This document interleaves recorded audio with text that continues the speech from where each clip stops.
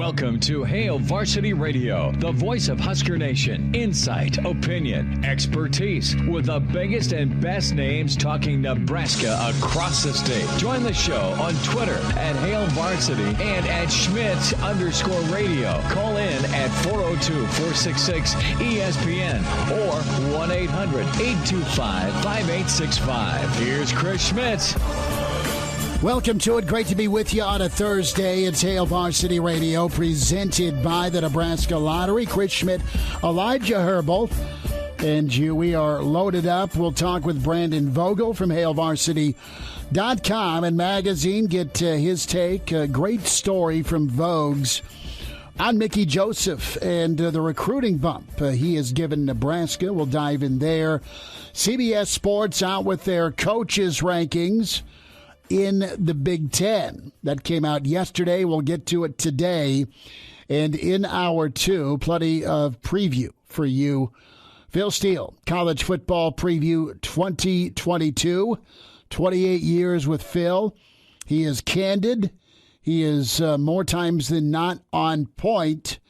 And we'll get the lowdown from him as he projects Nebraska. He projects the Big Ten West, Big Ten as a whole, and just for good measure, little playoff run. Who's going to be in? Gary Barnett will join us as well. We'll talk a little bit more about the chemistry topic with the portal additions for Nebraska and how guys and why guys play so hard and so well for Pat Fitzgerald. You think about Northwestern and how they have seen a rise and an increase in first and second round NFL talent. I mean, the last 3 years they put a first or second rounder into the league. In some instances, they had a couple of first rounders, I think, during 2021's draft.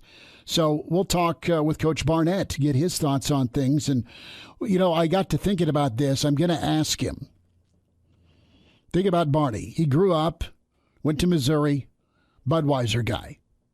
Spent a lot of time in Chicago, and Chicago's a Bud town. You know that, Harry Carey. But he spent a lot of his career and still lives in Boulder, right? During the non-200-degree days in Scottsdale. He's in Colorado. He's in Boulder. So is Barnett a Budweiser or a Coors Light guy? I mean, or think about that. I mean, he's had the best of both worlds. This is a hard-hitting question. Well, it's not.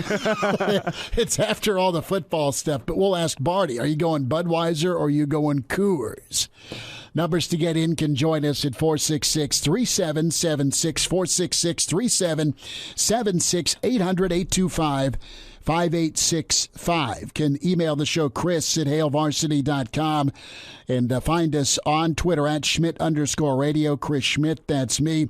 At Herbal Essence for Elijah Herbal is where you find him. And it is National Dive Bar Day today. So best dive bar in Lincoln is... Oh, there's some good options.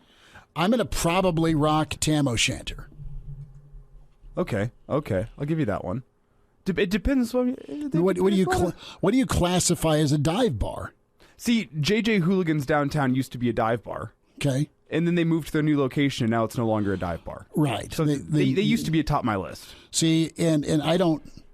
like the two bars I go to the bar, and I go to Duffy's. Love both of them. Love both Seth and Gregor's and Hattie. I mean, those are good dudes. They're incredible.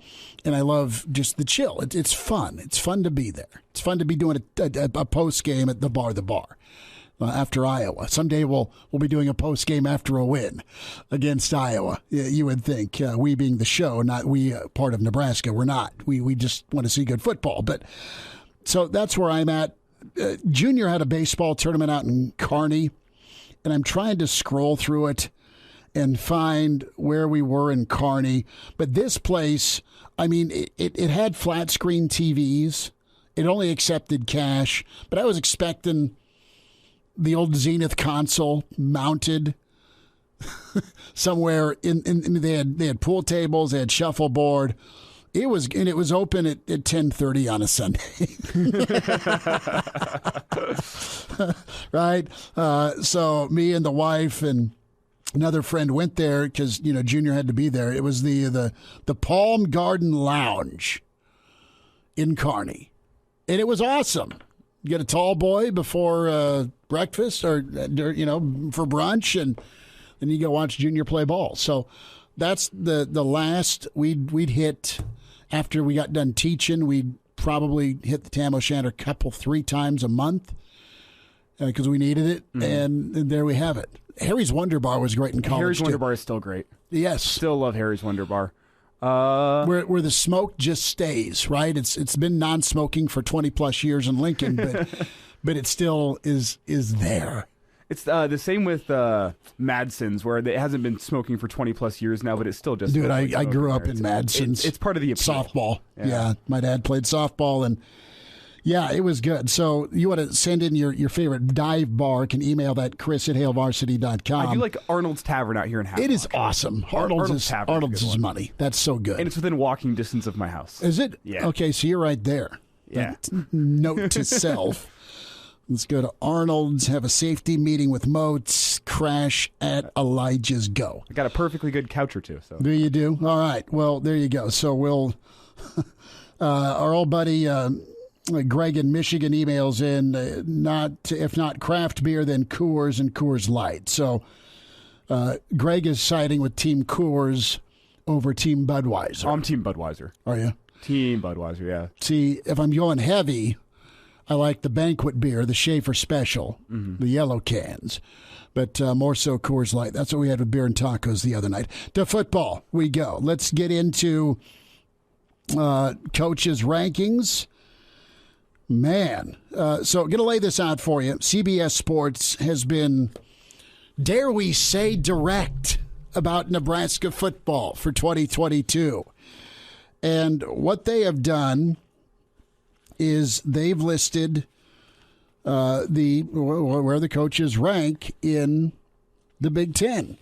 And just for context here, what they have done, and this was probably around spring ball time or a little after, so they had the rankings of all of the Power 5 coaches, worst to first, right, in descending order. And I think Frosty was 53rd or something like that. That sound about right. Somewhere in there. So the Big Ten has nobody in the league that cracks the top 5. They have 5 coaches ranked in the top 15. Totally agree with that. 8 in the top 25. 12 in the top 40. That is a testament to the conference's tradition as well as overall spending power. You're going to pay to get good coaches. And you have a number of coaches that have had to reinvent, had a few surprises with COVID, and still kept churning on. Let me ask you this. You got one game to win, and you can take anybody from the Big Ten. Who are you taking? Who are you going to take? One game to win, one coach. And let's make it, say you're a B-level program. Say you're 9-3, 10-2. You're not Ohio State 5-star rich. You're not Michigan 5-star rich. Let's say you're Sparty, where you got to develop some 3-stars. Not saying Michigan State's, they were top 10 and 11-2 last year, but that was a lot of portal hit, and that was some good old-fashioned coaching by Mel. They found ways. They also got rocked. They were on the doorstep of a playoff conversation, and then Ohio State dropped a nuke on them. So here's what I'm thinking. Ohio State, Ryan Day comes in at number 1. Disagree with that? Agree? Listen, he hasn't wrecked the Ferrari yet. I think by now he would have wrecked the Ferrari. A Rose Bowl and eking out a win and 2 losses. They lost at home to Oregon, and then they got rocked by Michigan. But they were in the playoff. They've been in the playoffs, and they've been in the playoff conversation every day, every season. He took over for Urban. That is brutal, trying to follow someone that good who won 91% of his Big Ten games, right? I mean, you can count on one hand. Urban Meyer lost to who? He lost to Purdue, He lost to Iowa, and he lost to Sparty. That's it in his time at Ohio State. He's come in, has the best talent. Your job's not to screw up the talent. I have no problem with Ryan Day being number one. Yeah, but there's the only knock really I can think of against him. He's supposed to be this good, right? Yeah, and he'll have the occasional game once a season where you see Ohio State get out physical and you go, yeah. Occasionally, they shouldn't, but they do.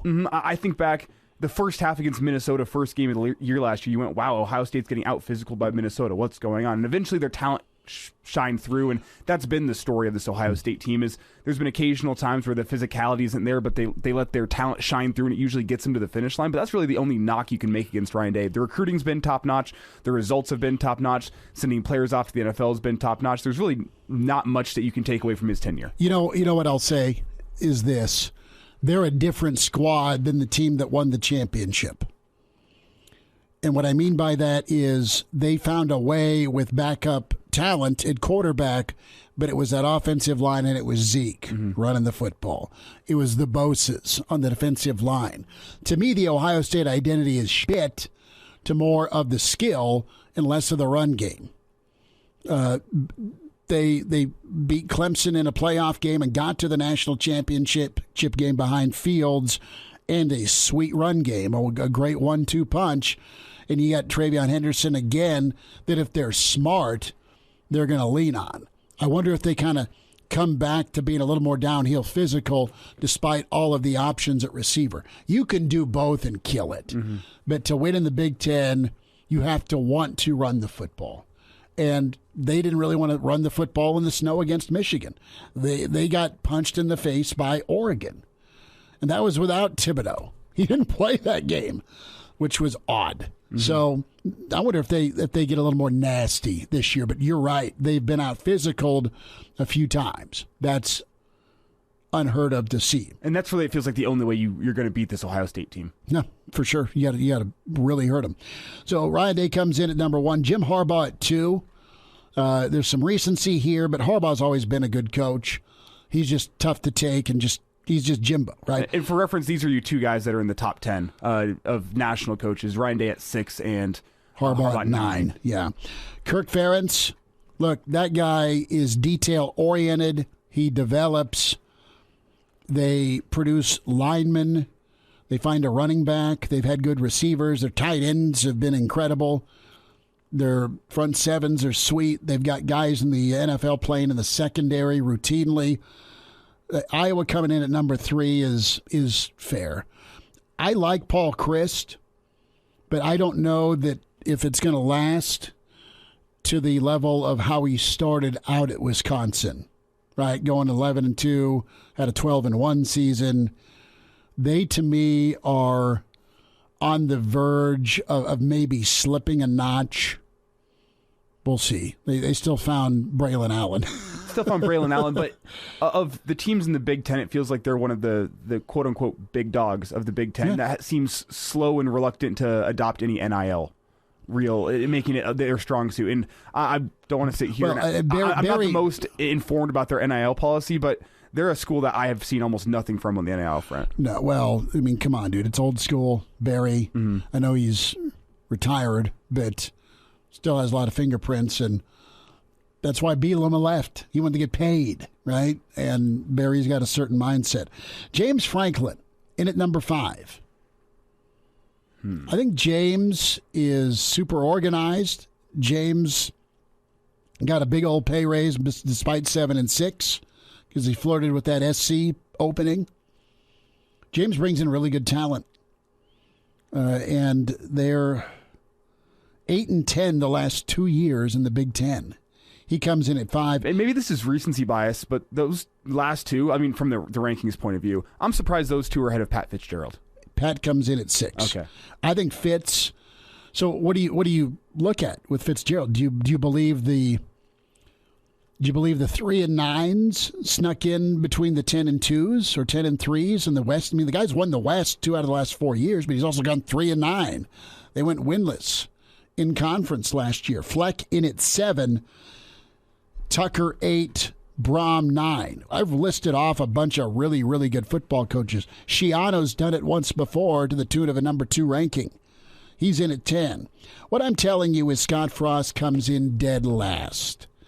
Dead last in ranking when it comes to the Big Ten coaches rankings by CBS Sports. Behind Tom Allen, who was a incredible one-hit wonder, and then they went 2-10 last year. He's behind Loxley. He's behind Loxley. You know why? Because Loxley at least went to a freaking bowl game last year. And he's got little Tua there throwing footballs around for 400 yards. So that is going to go on the old mirror like he's Rocky training for Drago. Going to crumple that up, throw it in the garbage. We'll get Vogues' take on that. Surprised, angered, agree with where CBS comes in with their Big Ten college football coaches rankings. Is Frost the last rated coach in the Big Ten? I know he's had the worst record. Bielema getting some credit in year 1 for damn near bowl eligibility. Hey, there is truth in numbers, and 5-29 is it. But he's not the worst coach in the Big Ten. I don't know that Loxley's long for this world. I think Tom Allen's a bad season away. And everyone else there's really damn good. I'll say that. Brandon Vogel on the way with Hail Varsity. Hello, listener. Hey, it's Chris Schmidt with Hail Varsity Radio, and I wanted to let you know about a special deal just for listeners of the Hail Varsity Radio Show podcast. We're offering $10 off the annual subscription price. That means that you can get everything we do. 10 issues of our monthly magazine, our annual football yearbook, and all the premium content we produce at hailvarsity.com. Just go to hailvarsity.com/subscribe and enter in the promo code GBR for $10 off a full year of Hail Varsity. That's hailvarsity.com/subscribe, promo code GBR. And we're back Fellas, think we could listen to the radio on Hail Varsity Radio, presented by the Nebraska Lottery. Yes! That's awesome! Thanks for spending time. Phil Steele to preview Nebraska and the Big Ten in 35 minutes. Gary Barnett on the way. It's Dive Bar Thursday. We welcome in Brandon Vogel, hailvarsity.com and magazine managing editor at Brandon L. Vogel on Twitter. That's where you find him. Vogues, is there a favorite dive bar in Nebraska you visited? Ooh, that's a really good question. I mean, I worked at one of Hemingford's in my summer between graduating college and then going to graduate school. That was an interesting, but an experience that I have fond memories of. Worked there over multiple times. And then, well, I can't even call that the place that I worked the dive bar, because the actual dive bar was across the street where you could go and, get draft beers for like $1.50, which is kind of where we'd end up because it was open later. So that's Casey's in Hemingford, Nebraska. Has got to be up there. I'm drawing a blank on names, but from my college time, there were definitely some haunts that we hit in Hastings pretty often. The key, I think, like if a place has shuffleboard, yes, I think that's always a good sign. You just nailed it. It's got to have shuffleboard to be in the conversation. It's got to have a beat-up pool table, too. Yeah, right? I mean, beat-up pool table's a good call. Have you been to the Tam O'Shanter? I haven't been there, actually. Dude, when are you coming to Lincoln? Come on. At some point this fall. My graduate school years in Boston, I went to school in a place that was like right off Boston Common.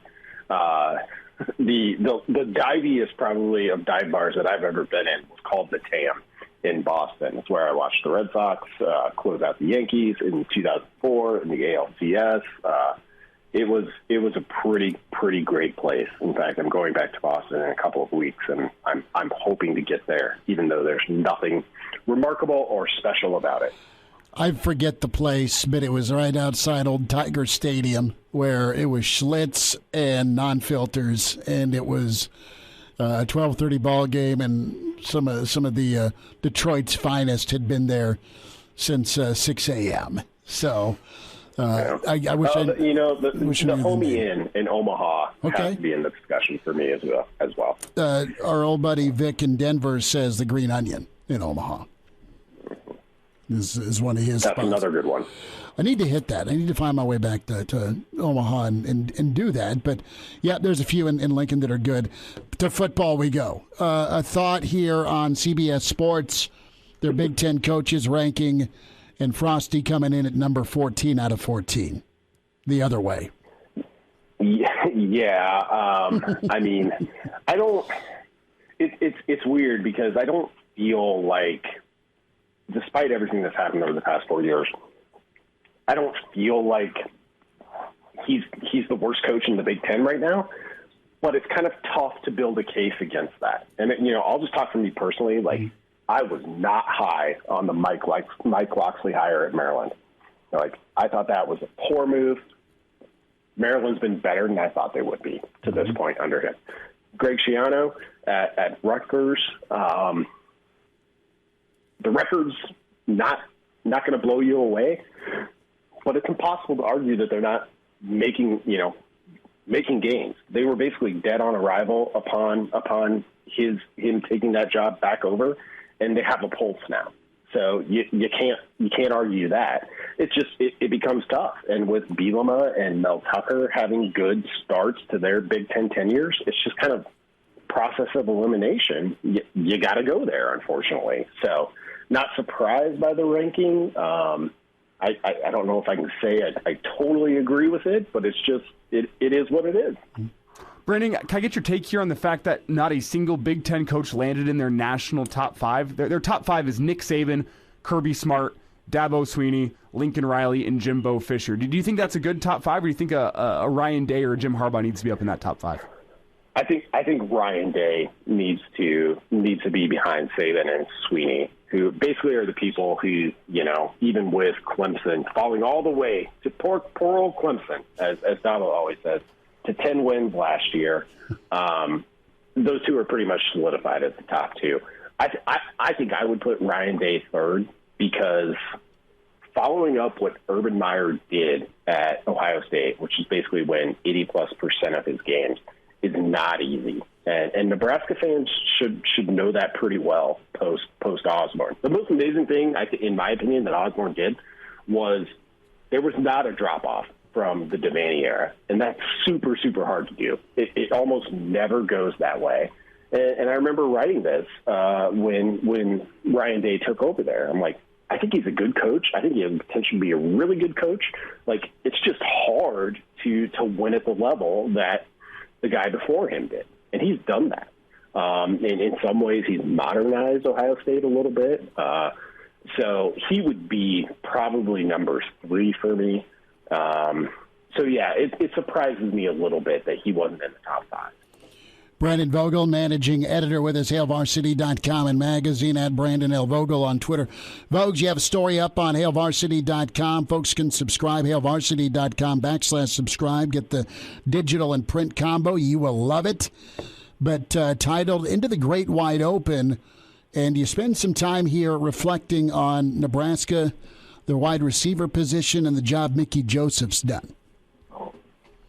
Yeah, so dug into that from a recruiting perspective a little bit, and it gets interesting pretty fast because the basic setup of that story is Nebraska has signed in the Frost era, so 2018 on in terms of recruiting, signed 9 4-star receivers, which in the 24/7 ratings world is basically 0.9 or better. 5 of those guys are still on the roster. 2 of those guys are transfers that have come in since. So you got Trey Palmer and Marcus Washington. One of them is Bonner, who signed in this most recent class. And Marion Miller, a guy who signed this week, is also in that list because I'm just counting signees and commits at this point. So you got 4 of the top 9, plus 1 who is yet to get here. So it's been you can't, I don't think, argue with the impact that Mickey Joseph has had right away. I don't feel like I know a ton about Nebraska's receivers group. As I wrote in that story, I can't look at the roster or, look at the players in person and say, well, there's your guy right there. That's the one who's going to lead you in the season. I don't know. I mean, there's a lot still up in the air, but the talent level has increased slightly. And that's the bulk of that story, is kind of looking at where Nebraska's talent level has been based on those recruiting ratings, and where it's at now, just post Mickey Joseph. And it's risen a little. I mean, Nebraska's flirting with a 4-star rating on average for the receivers that have come in since Mickey Joseph was hired. Brandon Vogel with us here on Hail Varsity Radio. And Brandon, let's just look at that wide receiver position as we approach the 2022 season. I want to get your take on a guy pre-fall camp. Who's a guy you're looking at that you think could be that number one target in the wide receiver room? I mean, that really seems up in the air still. You don't know who Casey's favorite target is going to be. And I just want to get your take if you have a lean on who that guy might be. Yeah, it'll be a slight lean because I don't know either. I think it could be Palmer, just based on his experience. He's obviously got the connection with Washington, so maybe that helps, the Texas connection.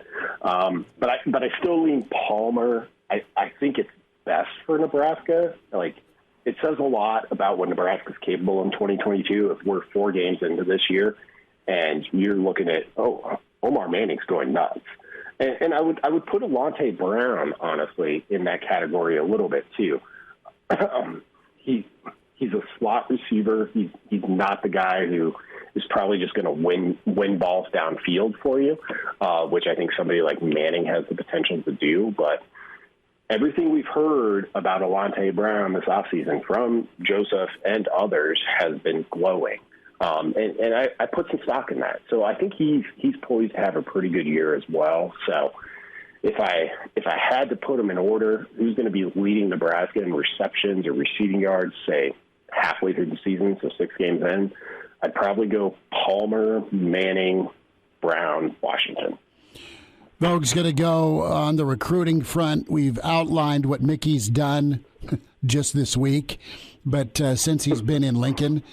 So let's turn our attention towards the big fish over at Lincoln East, Malachi Coleman, and Nebraska's prowess with Mickey Joseph as the lead recruiter to land the top in-state target. Nebraska's done an amazing job here for 2023. They've done really well in-state. They've lost some in-state, but you're going to have 10 kids go BCS schools, right? I mean, it's you're losing to Oklahoma, okay?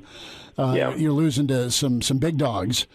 And that's not ever great for Nebraska fans, but you kind of understand. Let's talk Malachi Coleman. Let's talk Oklahoma, Michigan, Nebraska. Mickey's going to give Nebraska the best chance. That being said, I mean, is it still up in the air for you with this recruitment? Yeah, I think so, because, last we heard from Malachi himself, the plan was like, this isn't a summer commit. This is probably a December commit, which, at a certain point, like, he's out there, he's taking visits, he's going to camps, he's doing the whole thing that you should do if you're a recruit of his caliber. At some point, his football season is going to start, and he's going to be in Lincoln.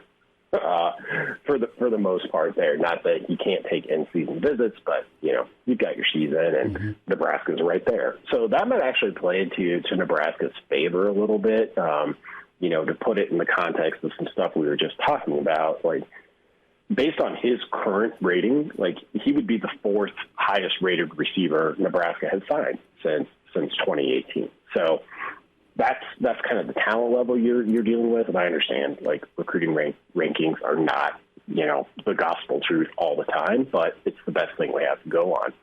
He's an interesting case for Joseph with me because, the Coldest Crawford get was a good one. Trey Palmer was a good get. Omarion Miller was a good get. Miller and Crawford were former LSU commits. They'd already said, like, Mickey's my guy, and that's who I want to play for.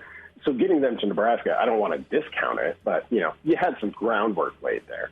LSU hadn't offered Crawford at the time that, in early December, at the time that Joseph took over. So that's one that it's an interesting test case. And, like, if he ends up going someplace else, it's not like, well, Mickey Joseph didn't get it done. I'm not saying that at all. It's just an interesting test case for, like, how quickly can he build those relationships? How much resonance do his words have with a local guy, which gives Nebraska a leg up, who also can go pretty much anywhere in the country if he wants to. So it's going to be one that it's going to be a long haul with his recruitment, but one that's going to be pretty fun to watch. Brandon Vogel. Vogues, have a good rest of your day. We'll check in this weekend.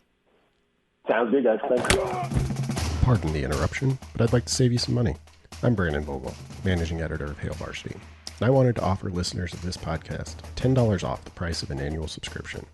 That means that you can get everything we produce, 10 issues of our monthly magazine, our annual football yearbook, and all of the premium content we produce at hailvarsity.com. Just go to hailvarsity.com/subscribe and enter the promo code GBR for $10 off a full year of Hail Varsity. That's hailvarsity.com/subscribe, promo code GBR. And now, back to Hail Varsity Radio. Big thanks to Brandon Vogel. Be sure to check out his interview if you just caught part of it or want to hear it again. ESPNLincoln.com, where you go for the on-demand. Elijah will get that thing posted up on ESPN Lincoln's Twitter feed as well. And check the Kaz interview out, too. We talked to Kaz on Tuesday. Good stuff on off-season training, individual work, and got to the high school level as far as kids thinking about specializing. So that was one of the earlier topics this week. Saturday, we're on the road, Wilderness Ridge, the site where they're 7 to 9 a.m. ahead of the Team Jack golf outing. Searles, Spencer Long, Rex Burkhead, the crew, they're going to be there. And they are going to raise money for Team Jack. And we're just excited to be kind of a little preview to some great golf, but more importantly, a chance to raise funds to fight pediatric brain cancer. A week from Saturday, we're out at Woodland Hills for the Tee Off for Treasures. So excited about that to help raise some money, raise some funds for the fight against pediatric brain cancer. Numbers to get in, 466-377-6800, 825-5865. Two topics. Your top dive bar, either in the state, in the city where you're at. Can email Chris at hailvarsity.com or dial us up or find us on Twitter. Also, we are into the coaches' rankings from CBS Sports. Scott Frost coming in dead last. That is where they have him ranked. Email in from Greg. Frost is the worst at this point. Game management issues, special teams, play calling, especially in the red zone. Frost is total prove-it mode this season. Well, the play calling looks good when you practice it. You got to get down to executing it. Red zone's been a little crusty. Absolutely, they need to be better in the red zone. Special teams, I think that isn't going to turn immediately into Deion Sanders or Virginia Tech blocking punts every punt attempt, but I think you're going to see a monster flip for the better that won't cost you games in 2022 with Bill Bush. Just call me crazy. So that's where I'm at. So things can go a better direction and still not have to be great for the football team. So let's dive in quickly to Ireland, right? You had an update on Ireland, and you had a couple of Huskers talking about the trip. Ramir Johnson, Nick Henrich were there earlier today. So Nebraska fans heading over right now, about 9,000 game tickets sold. Northwestern's fan account, slightly more than 3,000. Your deadline to buy through the schools is going to be Monday. So you have folks for Ireland hoping to fill the 47,500 seat capacity stadium to about 75%. They believe Nebraska will hit the 10,000 tickets sold mark. And you had Ramir and Henrich touch on the pressure that is week 0. Elijah, you and I remember last year, man. We checked in from Champaign. We knew it was going to be a big ball game. We knew it was going to be week 0. That was supposed to be in Ireland a year ago. And week 0, it was the Bielema home opener. It wasn't sparse, but man, Nebraska really just got off on the wrong foot and hurt the rest of their season. That doubt, the inability to make something happen, to make a play and go win a ball game. It's lingered, right? You need that over-the-hump moment where you can snatch onto it and feel all right. But, yeah, guys are trying to block out that outside noise, but also, be confident. But, man, it's delicate to go play free and not worry when bad luck's kind of followed you around. And sometimes you make your own bad luck with special teams or turnovers or red zone, for sure. And I think you'll have a little bit better balance. You need to have better balance with what you're asking the quarterback to do, what your running game is, and offensive line-wise. The one thing I'm interested in with this offense is the Mark Whipple factor. Saw how great and dynamic it was with Pitt, with the first-round quarterback and the Biletnikoff wide receiver. But while Pitt wasn't running for 3 bills a game, I thought they were patient enough in the run game. What's the commitment level like to the run game? Is it going to be run first, or is it going to be pass first with all these weapons, all the receivers, and the quarterbacks you have to choose from? And I think back to that really infamous Frost quote after the Illinois game last year, where it got plastered all over social media, where he said, we weren't expecting what we saw out there on Saturday. We weren't ready for it. Prepped. And now I look at it in 2022, and it's the opposite side of the equation, where Nebraska can be the ones that come out and surprise Northwestern come week 0. Northwestern's going to have no idea what Nebraska's offense looks like. We even sitting here have pretty close to no idea what Nebraska's offense is going to look like. So it could be flipped this year in a week 0 matchup in Ireland, where maybe Nebraska is the one that's pulling some surprises out on Saturday, and they're the ones that catch Northwestern off guard early, because that's what hurt Nebraska, as you said last year. The fact they came into that game and they were A, nervous looking, and B, they were caught off guard by what Illinois was doing. The pucker factor was like 1,000 out of 10. Mm-hmm. And once Nebraska has had that moment in a game where victory's been ripped away. And for that Illinois game, it was the scoop and score before half. Right? It was a scoop and score before half. It was a 2-point conversion return against Oklahoma. After you get a cigarette and a blindfold and your kicker bangs one home from 50 on the opening drive. How'd that go in, right? I mean, think of one of his. He was 50% as a field goal kicker, and the one he made was your opening response drive after Oklahoma went up 7-0. You smoke a field goal. I think Nebraska led, actually. They're up 3-0, right? And then Oklahoma scores, and then you get an extra point blocked. And it's returned Greg Biekert style without any snowballs flying. So, man, just little things like that. And what I think is it goes into this 14 ranking. That's 100% right. But I think what is on Nebraska's favor this year is that going into week 0 against Northwestern, it's more likely they give Northwestern that pucker factor than Northwestern gives it to Nebraska, despite Nebraska's history, just with the fact that Nebraska come out and surprise Northwestern week 0. I don't think anything Northwestern's going to do, that Pat Fitzgerald game plan, is going to surprise Nebraska. Wait, what are you planning for? You're planning for a Pitt offense without the Pitt parts, right? And do you get a downhill run game? Does Nebraska actually take care of the football? Do they cover you on special teams?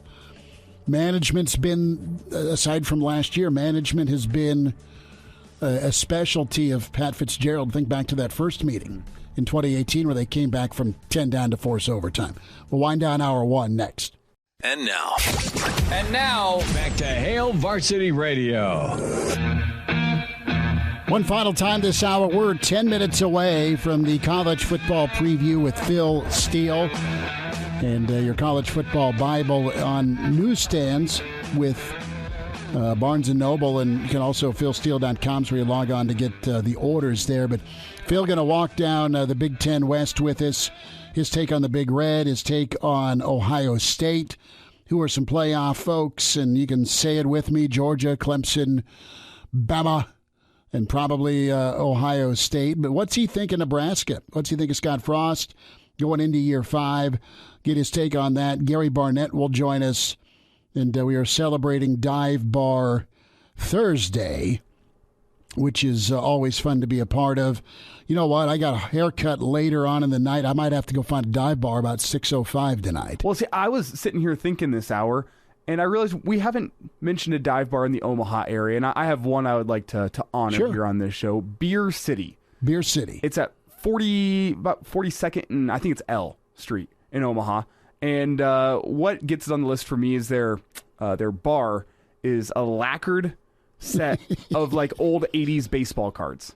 Oh, really? So their entire bar is just all these old 70s and 80s baseball players, and you just get to sit there and look at all these different players as you wait for your beer. How many George Brett rookies are plastered on there? I don't think I saw a single one.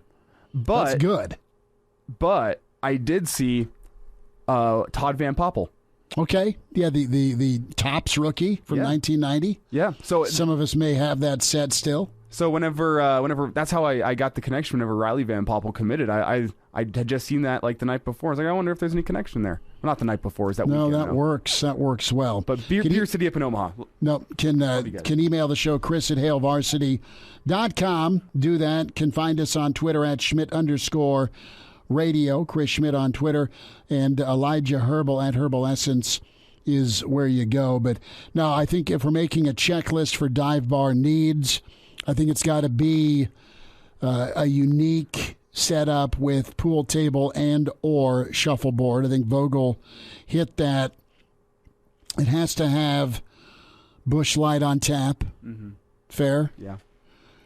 I think there needs to be 2 or 3 regulars that they are just there, and maybe you're the regular if you see them every time you go in. But I think that's a fair assessment. There's a couple regulars that everyone knows their name. It's almost like the norm, right, from Cheers. I think that's important. So why not? And I also feel like, at least in the Nebraska area, you got to have some sort of obscure sports memorabilia in there, whether it be a signed photo from a Husker or whether it be some signed football, or you got to have some piece of weird, obscure sports memorabilia. No, totally fair. Totally fair on that. You see a lot of like Husker beer signs that are good, but I think what classifies you in a high level is how old is the Husker schedule poster hanging in your bar, right? Is it the scoring explosion from '83 that's still in pristine condition? Do you have a picture of the Sandman and Broderick Thomas on the beach? That one? I don't know. There's a lot of options with the old dive bar. So we'll get you to Phil Steele. We'll talk to Phil shortly. His take on Nebraska and the Big Ten. Gary Barnett next hour. Hour 2 with Hail Varsity, presented by the Nebraska Lottery. Like what you hear, high-quality radio and podcast is part of what we do at Hail Varsity. Hey, it's Chris Schmidt with Hail Varsity Radio, and I wanted to offer listeners of the Hail Varsity Radio Show podcast $10 off the price of an annual subscription. That means that you can get everything we do. 10 issues of our monthly magazine, our annual football yearbook, and all the premium content we produce at HailVarsity.com. Just go to HailVarsity.com/subscribe and enter in the promo code GBR for $10 off a full year of Hail Varsity. That's HailVarsity.com/subscribe, promo code GBR. Welcome to Hail Varsity Radio, the voice of Husker Nation. Insight, opinion, expertise, with the biggest and best names talking Nebraska across the state. Join the show on Twitter at Hail Varsity and at Schmidt_radio. Call in at 402-466-ESPN or 1-800-825-5865. Here's Chris Schmidt. Back into it. It's Hour 2. It's Hail Varsity Radio, presented by the Nebraska Lottery. Mr. College Football with us, and we say hi to Phil Steele. College football preview, 28 years of excellence, and the 2022 edition is there for you digitally or on your newsstand. We say hi to Phil. Phil, thanks for the time. Great to talk some ball with you. Yeah, always fun talking with you, Chris. We've been doing this together for quite some time now, and voice very familiar, so good to talk to you again. Well, it is great to hear from you. When we talk, Phil, that means college football's just around the corner, 51 days, but yes, we're counting, and a lot to dive into and a lot to just take a gander at, right?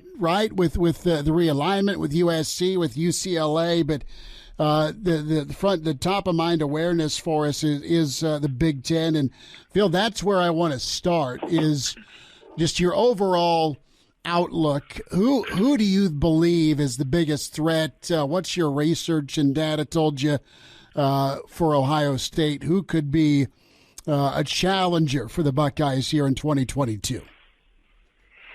Yeah, well, Chris, going back to last year, using that as an example, or using that as the reason for this year, last year, and I talked to about 120 of the 131 head coaches out there, and last year, 90% of them told me, Phil, this is the deepest we've ever been. During COVID, everybody returned, with the exception of those players that got drafted. Everybody else was back.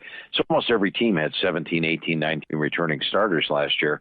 And they would say, Phil, this spring we were able to run 3 deep. We've never been able to do that before. And now what happened was the powerhouses. You look at Ohio State. Didn't make the Big Ten title game. Clemson didn't make the ACC title game. Oklahoma didn't make the Big 12 title game because those teams all lost players of the draft, whereas everybody else had 17, 18, 19 returning starters. Well, this year, I think it's more of a return to normalcy. Everybody lost something this year, including the big boys, and I think that's going to really help teams like Ohio State. And with Ohio State, I see them as head and shoulders above everybody else in the Big Ten this year. You look at their overall recruiting classes, what they have coming back. I mean, they've got 3 Heisman Trophy candidates, quarterback C.J. Stroud, running back Travion Henderson, wide receiver Jackson Smith-Njigba, who actually broke the school single-season receiving record despite playing with 2 first-round draft picks at the receiver position. An improved offensive line, and they bring over Knowles for the defensive line, plus have plenty of talent. I do think they run the table and win the Big Ten this year. Top contenders, Michigan's going to be up there. In fact, Michigan's got a chance of being 11-0 when they face Ohio State that season final. But I don't think their defense is as good. They lose Aiden Hutchinson. They lose David Ajabo, Chris Hinton, all from up front. They lose Ross at linebacker, Hawkins and Hill from the defensive backs. Not as dominant as they were defensively last year. And then the West, I think the West is wide open. We're going to see a lot of teams knock each other off. So I don't know if there is a clear-cut contender to Ohio State this year. Michigan's probably going to give them their biggest challenge during the regular season.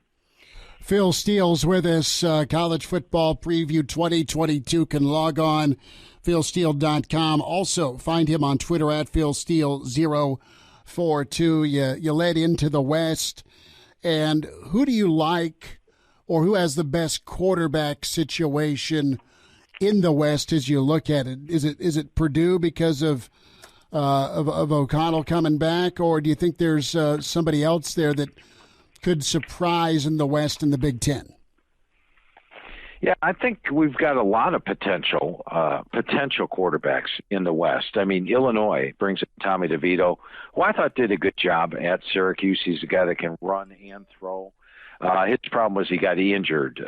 So if he can stay healthy, they've got a pretty good situation. Talking to Coach Fitzgerald this year, going over the team with them, he's pretty high on Ryan Helinski. He felt that Helinski was thrown into a tough situation last year, didn't really know the offense as well as he wanted him to, was going to redshirt then had to play him.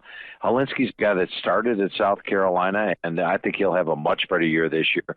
Aiden O'Connell does rank as the top guy at this moment because he had the very productive year last year, throwing for 3,700 yards with the 28-11 ratio, comes back as a senior. Your biggest concern with him is about the receiving core. Will they be as good, losing a guy like David Bell and Anthrop? But I think O'Connell has to come in as the number one guy. Casey Thompson is a guy that did well at Texas. And now he steps into more of a passing offense under Mark Whipple. Whipple just was the QB for Kenny Pickett at Pitt, who had a fantastic year. And I think Thompson can do well. Tanner Morgan had a MVP type of season a few years back when Soroka was his offensive coordinator. Soroka's back as offensive coordinator. Will Tanner Morgan regain that form they had 2 years ago? And then Spencer Petras from Iowa is a guy that he's not flashy. He's not going to throw for 3,000 yards, but he's a veteran quarterback. He's 6'5", 233 pounds, and he can get the job done. And then Wisconsin, Graham Mertz might have the most upside of the 7 quarterbacks that we have here in the Big Ten West.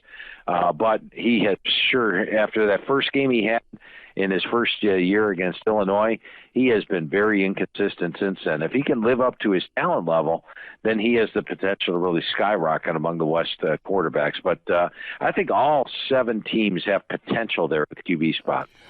Phil Steele's with us on Hail Varsity Radio. Specifically, Phil, let's dive into Nebraska.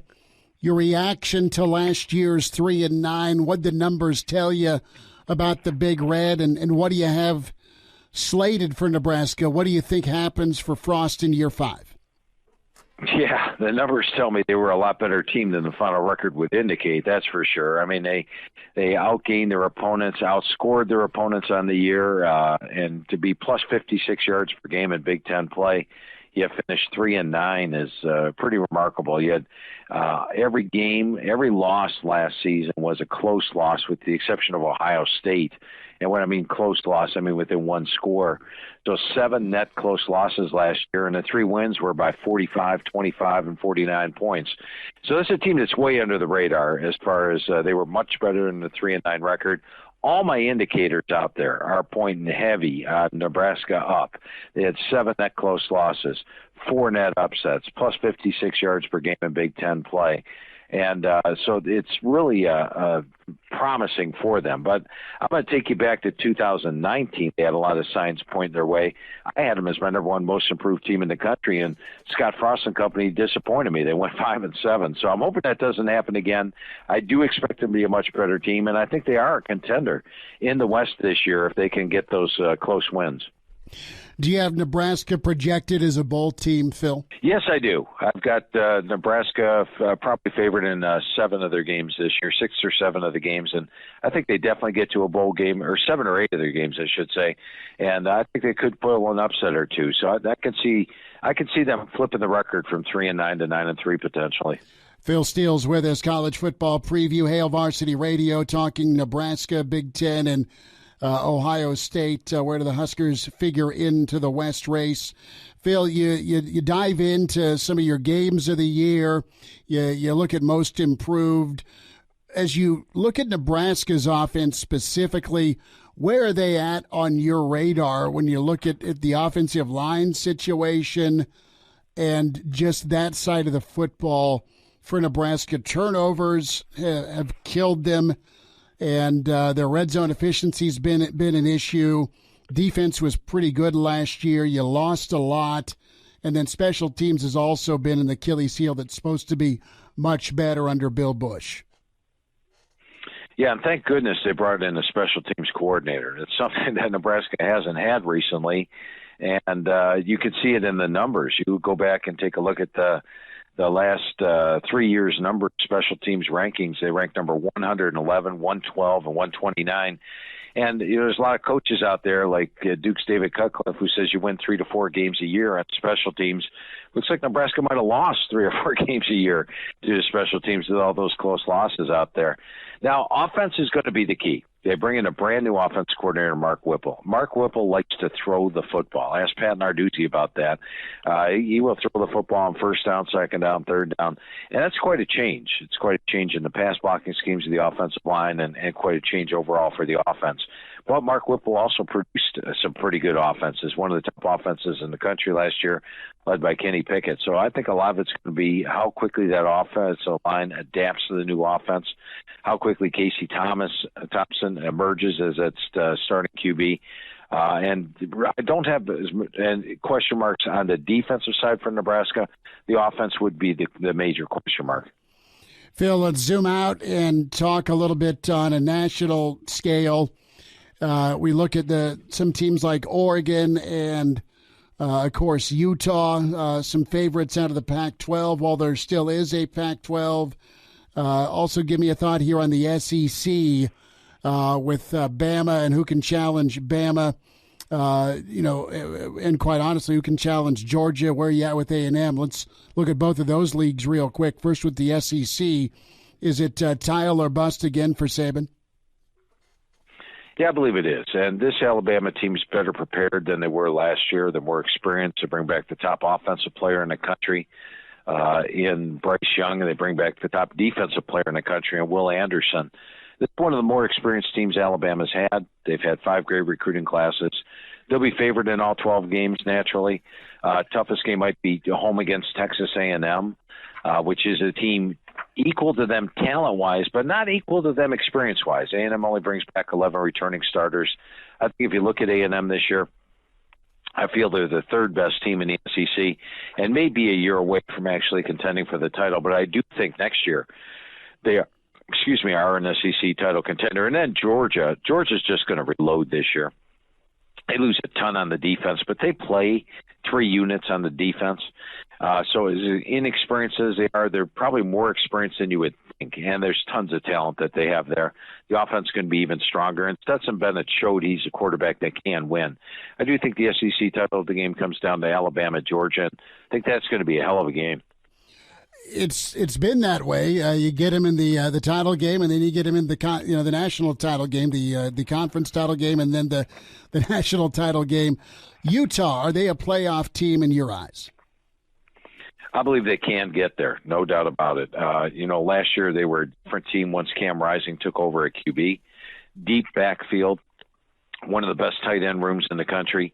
My number 6 rated offensive line, my number 17 rated defensive line.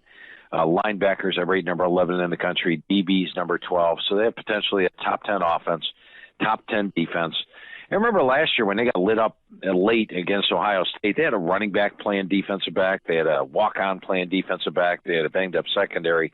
They're much better in the secondary now that they've returned to health and have a player like Clark Phillips back there.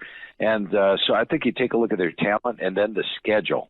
The closest games this year at Florida in the Swamp, where I've got them about a 6-point favorite.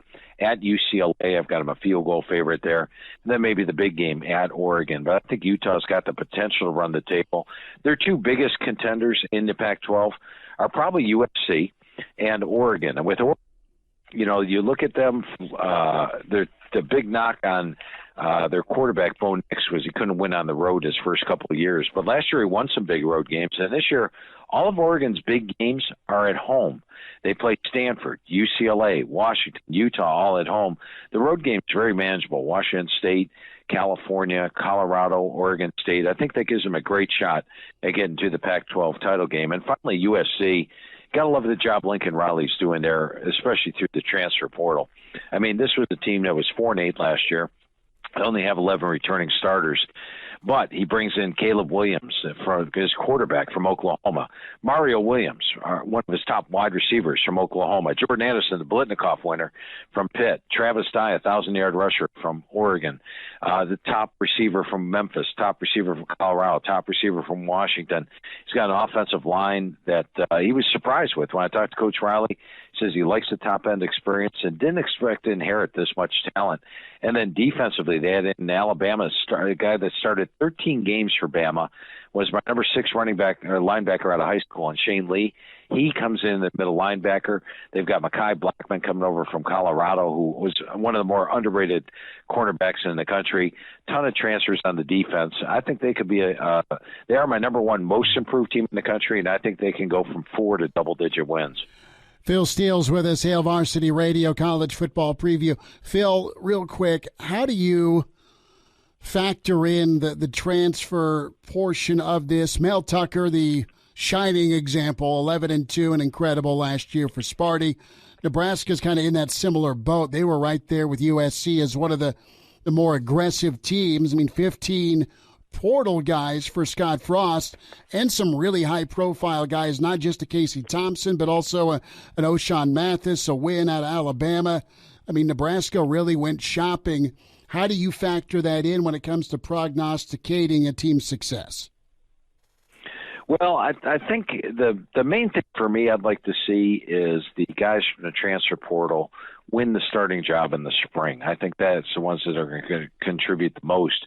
You know, talking to the coaches, it was hit and miss for the portal, and a lot of the group of 5 head coaches did not have as much success with the FBS transfers coming in as they did with the FCS transfers coming in. But I think among the FBS guys, do your research, bring in the top guy. You can have an impact, and we saw that all over the country last year with a bunch of teams that did have an impact. So it is hit and miss a little bit. Transfer portal, you wonder if the guy's got an attitude. Why is he transferring? Why didn't it work out at the other school? But I find the transfer portal is definitely a good replacement for if you lose a lot of players to bring those guys in. And as you touched on, Nebraska very active in the transfer portal market. Like what you hear? High-quality radio and podcasts are just part of what we do at Hail Varsity. I'm Brandon Vogel, managing editor. I wanted to offer listeners of the Hail Varsity Radio Show podcast $10 off the price of an annual subscription. That means that you can get everything we do, 10 issues of our monthly magazine, our annual football yearbook, and all of the premium content we produce at hailvarsity.com. Just go to hailvarsity.com/subscribe and enter the promo code GBR for $10 off a full year of Hail Varsity. That's hailvarsity.com/subscribe, promo code GBR. And now, back to Hail Varsity Radio. Back with you, it's Hail Varsity, presented by the Nebraska Lottery. Chris Schmidt, Elijah Herbal, talking college football with Phil Steele. College football preview is out. It's been a great time chatting with Phil Steele as we continue on. Some more thoughts as we wind down with Phil. Phil, last thought, Oklahoma is coming to Lincoln. No Lincoln Riley, but Venables is coming up to Lincoln. Huge non-conference game, huge nostalgia with the rivalry. And is that a springboard game? Is that a barometer game for you for Nebraska for the rest of the season? Or do you think it's Ireland? How do you kind of rate most important ball game for Nebraska this year? Yeah, I would say to me the more important game would be the Ireland game against Northwestern. They got to come out there and win it. Northwestern's a very dangerous team under Fitzgerald coming off a losing season. If they can win that, I think they are a Big Ten West title contender. And that's going to be huge there. If they lose that one, then all things are lost. Losing Oklahoma doesn't affect your Big Ten standings, and the Big Ten is really what they need to do, and they also need to get the wins. Now, as far as that game goes, I mean, last year was a heck of a game. Nebraska could easily have won that game, changed one play here, one play there, could have won it. I thought they controlled a good portion of the game. And this year they get them at home, so it's going to be one of those toss-up games spread-wise. I will say this about Oklahoma. They only have 10 returning starters coming back, but Dylan Gabriel at quarterback is a guy that had a fantastic 2019 season with Jeff Lebby as his offensive coordinator. He's playing in the same system. It's Jeff Lebby as the offensive coordinator, Dylan Gabriel at QB. They've got Eric Gray. They've got a much-improved offensive line. They've got some dangerous receivers, and the defense, Venables knows defense, and they should be well. And they also have a decent special team. So I think that's going to be an incredible game and a great one as a national college football game. But more important in Nebraska is definitely the opener against Northwestern. Phil Steele, college football preview. Phil, we'll get caught up again. Awesome to spend time with you. Thanks for the time today. Hey, always a lot of fun, Chris, and appreciate you having me on. And don't forget the magazine's available at Barnes & Noble the first 3 weeks of July here. You can get it at Barnes & Noble's starting on July the 9th, and then you can also go to the website, philsteele.com. But always great talking with you, Chris. Phil, you take care. Thanks. Phil Steele right there and says, yep, Ireland's the springboard. Nick Henrich quoted earlier today, we know how important this game is. We're ready to roll. Let's spend time with Gary Barnett, get his thoughts on some college football and Nebraska as we check in with the head coach, the former head coach with Colorado and Northwestern. Coach, how was the 4th? 4th was fun here, Chris. I don't know about you, but all the grandkids, we had a big day, played a little golf, went to the pool, did all that. It was a good day. Man, that sounds like a plan. I got a little golf in. I will refrain from sending you a picture of the greens we putted on because they were torched, literally. But it helped bring down my competition to my level of putting. So it was nip and tuck. Did the pool, did the barbecue thing, and Coach, we are 51 days away from college football. Are you fired up? I think of it as like 20 days because I start going to practices in 20 days. So look at you. Yeah, I know. Yeah, it's getting close, and my wife rolls her eyes and goes, "Oh no, here we go again." Well, good for you. My wife's hoping I don't come back from Ireland. But anywho, I wanted to ask you about the latest. It's been a week since the college football world got turned on its ear, right? With USC and UCLA, and as you're hearing and seeing things, what do you find more believable here with your conference, the Pac-12, and specifically Colorado? Are you subscribing to the ACC and the Pac-12 combining? Do you think the Big 12 is going to be able to be proactive and invite you guys back to the Big 12? I mean, a week later, what do you see moving forward here? Any new feelings? Well, I tend to look at down the road and where I think it's going to end up, Chris, and I'm not sure of all the pieces moving around and where they're going to end up temporarily, but I do think in the end there's going to be a 40-team big boy conference, and there's going to be two 45-team divisions with everybody else. The remaining Power 5 teams would be in the middle division, with some of the group of 5 teams moving up to make that 45, and then a lower level at 45, which would be probably all group of 5 teams. And I think they're going to all have their own playoff.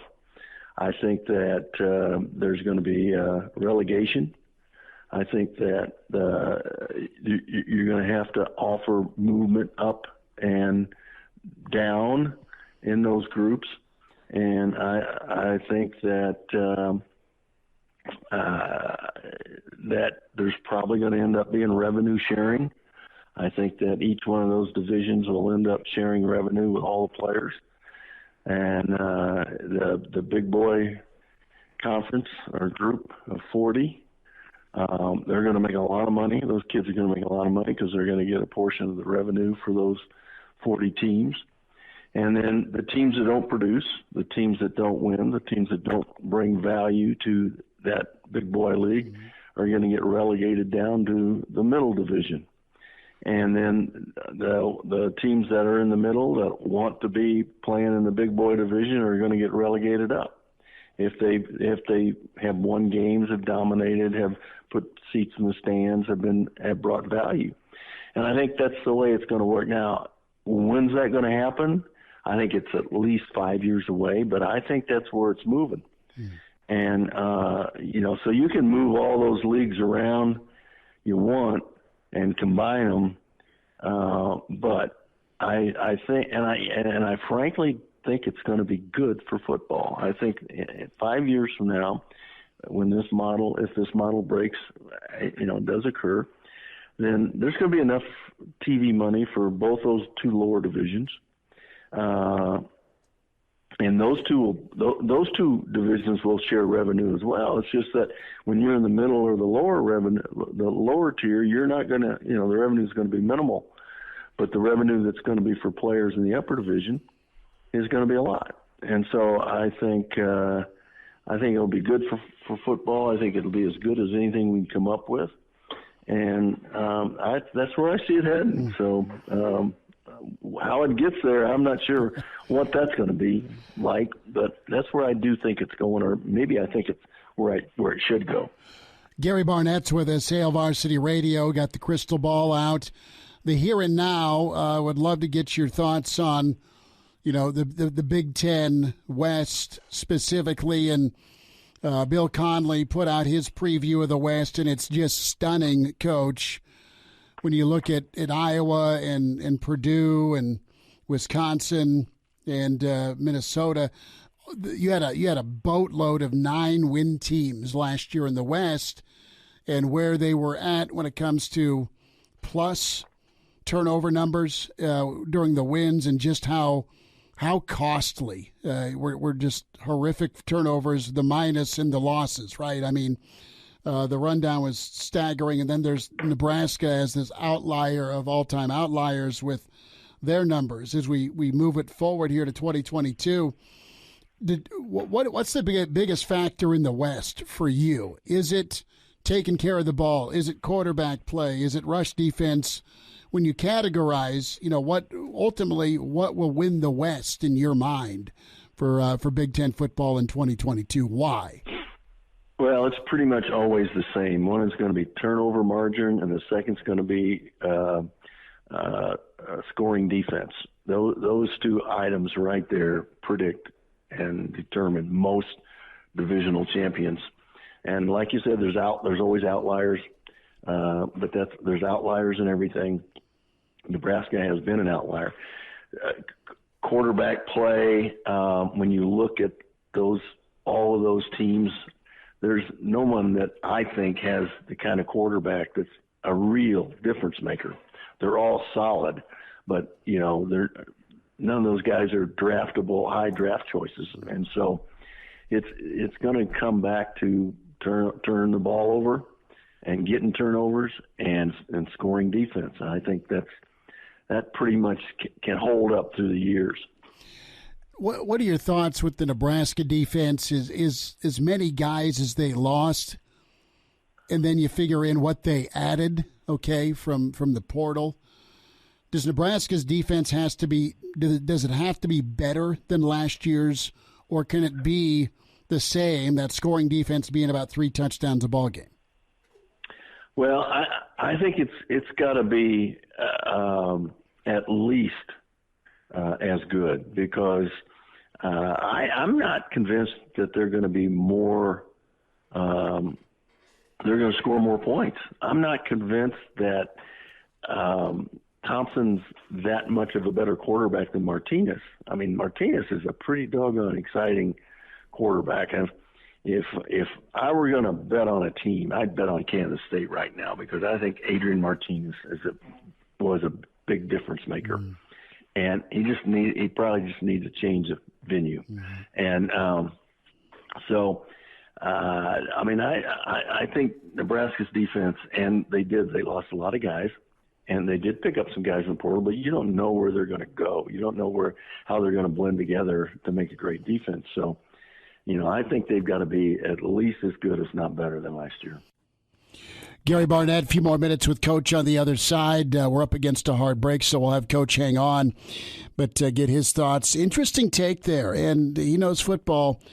On the quarterback, do you truly have an upgrade with what is now in that quarterback room versus what's down in Manhattan? Not to beat that horse, but it's a observation by him. And then you also factor in, what can you expect from the defense? How do they mesh together? How do they blend together? Looks great on paper right now, Elijah, to have O'Shawn and Wynn. Mm-hmm. And Texas Tech's edge man coming in on top of what you have with Garrett Nelson and a really hungry Caleb Tanner, and top of Ty Robinson. So, you have some guys back, but, man, don't have that Cam Taylor-Britt or that JoJo Doman. Yeah, and that's been the theme of the defense we've been discussing, is the fact that, there's talent there, but it's still question marks. And I guess, is the talent on paper going to translate to on the field?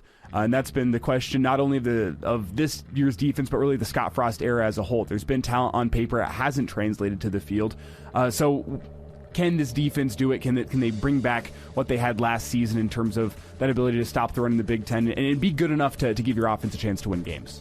Well, it'd be very advantageous to have a few more 4.5-minute drives versus some 3-and-outs by that Husker offense. More with Coach Barnett. We'll continue at Hail Varsity, presented by the Nebraska Lottery.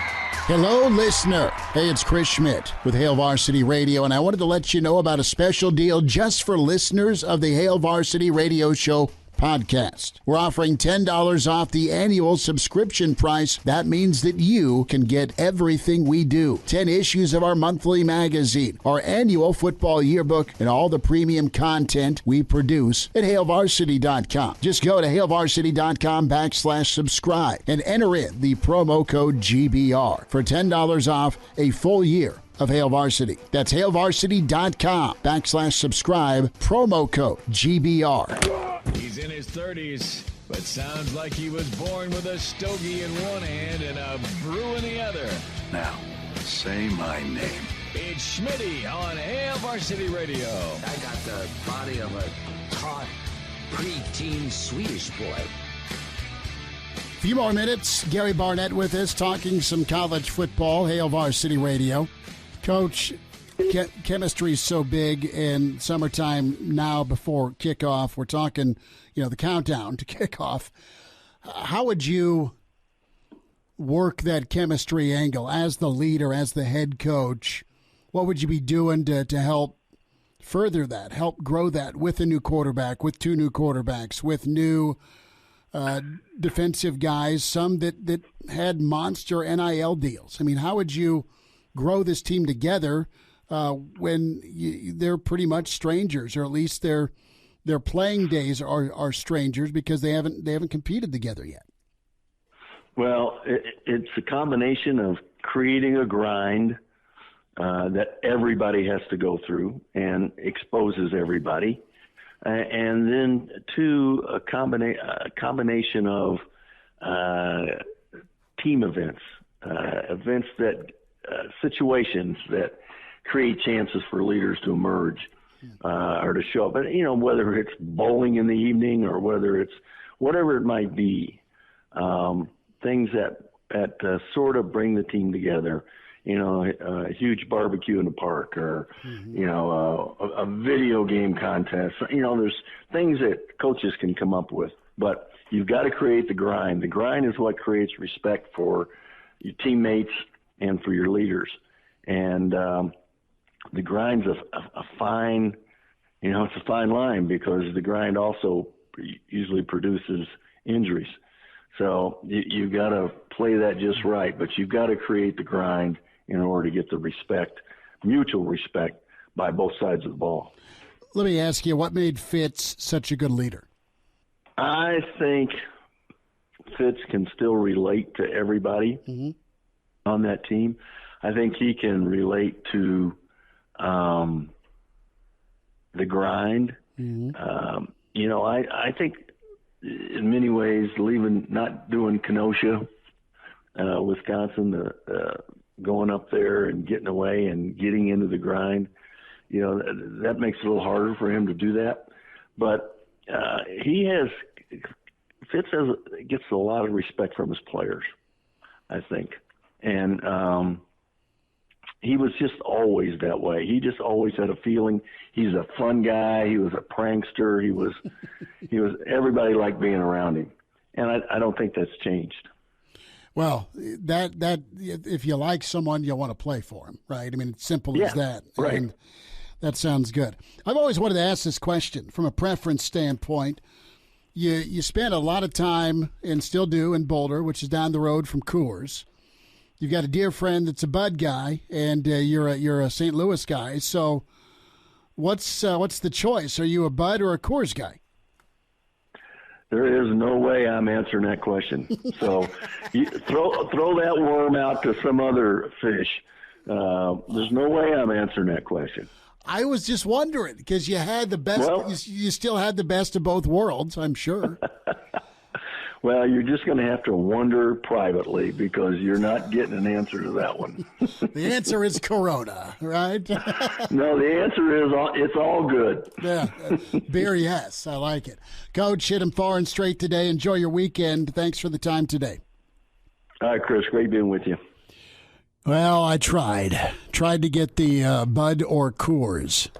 I was wondering decision. If you're going to get to it because we let off the show with it. And I was wondering, am I going to have to jump in here? No, you got it. You got there. He gave me the Heisman, the 2-time Heisman. Get away. I'm not telling you the answer. We've got a lot of projection talk today with Phil Steele and Coach Barnett. I love his take on the grind, and that fine line was good.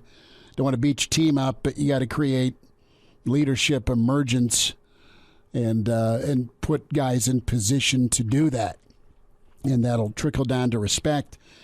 And I think when we get a chance to talk to Coach McBride or we check in with Grant Wistrom or we talk to Jason Peter this spring, those guys, they are all in Frosty's corner because of what that defense put him through. And that defense daily tried to get him to tap out. It's coming in. They'd won championships, transfer guy, and you're the quarterback now with a team that's poised to go try and win a third straight, and they ended up winning 3 out of 4. And daily, they just would tee off where quarterbacks didn't wear jerseys in the Osborne practice days, right? I mean, you didn't want to smoke your quarterback, but he's going to be running the ball a lot in the option game, so he was going to get hit, and Frost did get hit and got hit, and they tried to make him tap out, and he'd never do it. So that's they have a ton of respect for. Think of those defenses, right? Think how they treated other quarterbacks. Think how they treated their own quarterbacks, and the guy kept getting back up. So that's where the respect is at from his playing days, and it's time to see it on the field. And I think based on some of the comments you've read today with a couple of the players, they're ready to go. 51 days away from Ireland. Is the question here, how much more does this team resemble who Scott Frost was as a player? Because I don't think you've necessarily seen that come through in his teams over the past couple of years. That the teams have not played with the intensity, the effort that Scott Frost played with at Nebraska. And I wasn't alive to see it, but I've seen enough highlight videos and I've watched enough full games during COVID, and that was the only thing you could do was go back and watch these full game replays to get an idea of how Scott Frost was at Nebraska. And I don't think that his teams he has built here at Nebraska have represented that yet. I think it's such a different generation, and this, I'm not asking you to tell me to get off your lawn. All right, I'm not posted up a lawn chair and sitting in the middle of your yard with Crocs and long socks and a tank top. So forgive the old man sound here. But I think it's a work in progress from a toughness standpoint. Not that you don't have tough guys on the team, because you do, and Garrett Nelson and Robinson. And I think you have a tough guy for sure in a Hickson. You had a tough guy leading your team last year in Adrian. Absolutely. Who played through everything and anything.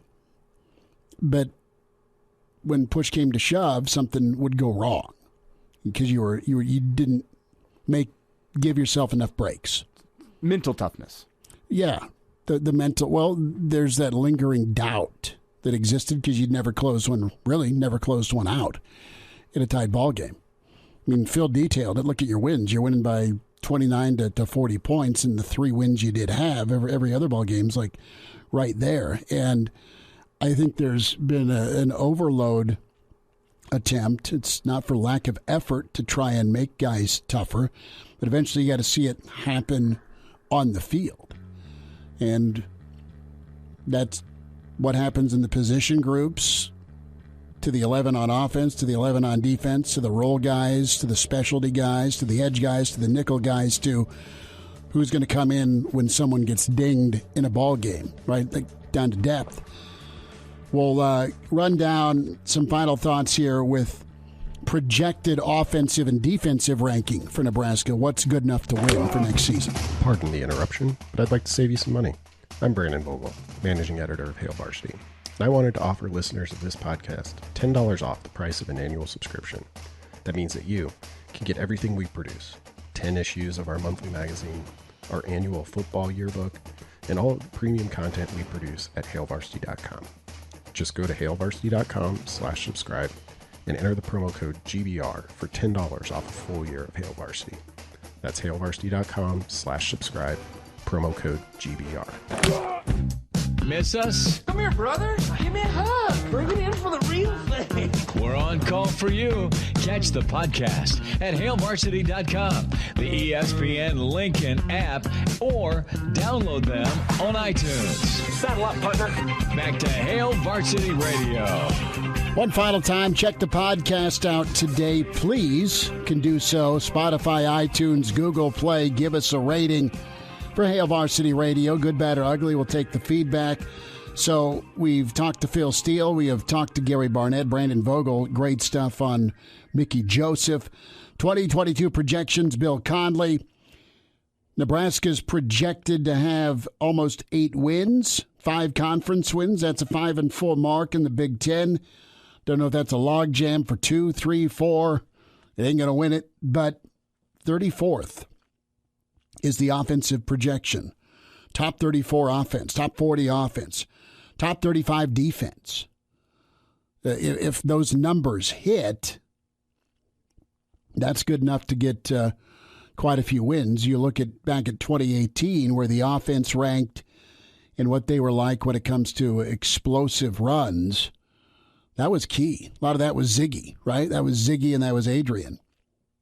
Well, can Nebraska find that element to it? Nebraska did really well last year when it comes to the average yards per completion. They just didn't always find the end zone. Well, can they translate some of that into scores, 3 or 7, one of the two versus a red zone? And to me, that starts with the run game. Doesn't it? Yeah. That's your offensive line. And that's finding a guy, not a couple guys, a guy that is going to be your running back. You can rotate series. You can bring guys in specialty downs, but I think you need to find a guy who is going to be your workhorse. Hey, keep preaching, man. That's the hope if you're a Nebraska fan. Find the bell cow. There's options aplenty. There's talent aplenty. And you're going to have a revamped O-line. And you're not going to have, presumably, much quarterback run to split it up with. It's not going to be a guy running for 550 or 600 yards like you had in number 2. That's going to be, I mean, maybe they'll get some scramble yards from Thompson or Purdy, or maybe you have a package put together, as an emailer suggested earlier this year with Smothers, kind of like Minnesota did in the red zone with their dual threat guy.